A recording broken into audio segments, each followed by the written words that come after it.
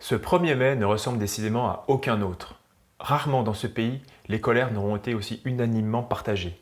Et rarement aurons-nous été aussi empêchés de les exprimer. Cette crise sanitaire est pourtant l'occasion de poser un diagnostic sans appel.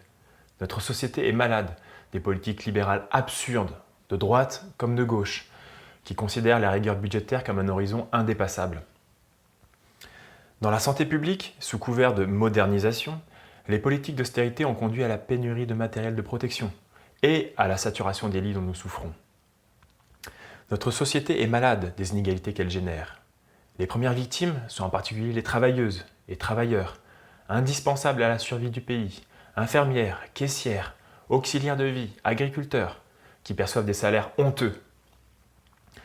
Les glorifier quelques semaines ne fera pas oublier les décennies de mépris. Il ne faut pas oublier non plus la situation des familles nombreuses, personnes âgées isolées, travailleurs précaires, chez qui le confinement ravive la crainte de ne pas manger à sa faim.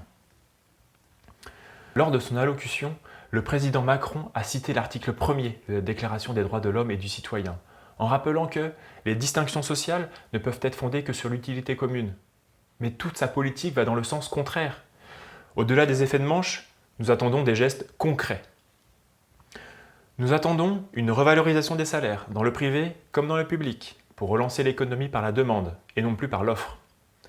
Nous demandons l'abandon définitif de la réforme des retraites, pour laquelle nous nous étions fortement mobilisés l'an dernier, mais aussi l'abandon de la réforme de l'assurance chômage, véritable machine à fabriquer de la pauvreté.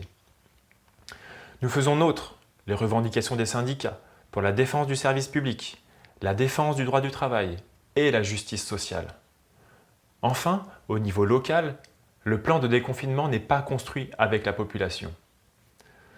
Comme souvent, les politiciens professionnels profitent de la crise pour valoriser leur communication personnelle, au mépris des associations, syndicats et autres collectifs auto-organisés qui, eux, pensent à l'après de façon collective. Nous sommes, à travers sa plateforme collaborative, fait partie des mouvements qui réfléchissent à la ville d'après, résiliente et solidaire. Le confinement nous empêche aujourd'hui de défiler dans les rues. Mais nous pouvons quand même manifester et dire « plus jamais ça ». On vous invite à le faire de 1000 manières, par des pancartes au balcon, des applaudissements ou encore sur les réseaux sociaux, à travers vos photos et vos vidéos. Ensemble, faisons de ce 1er mai un jour mémorable. Faisons entendre nos voix.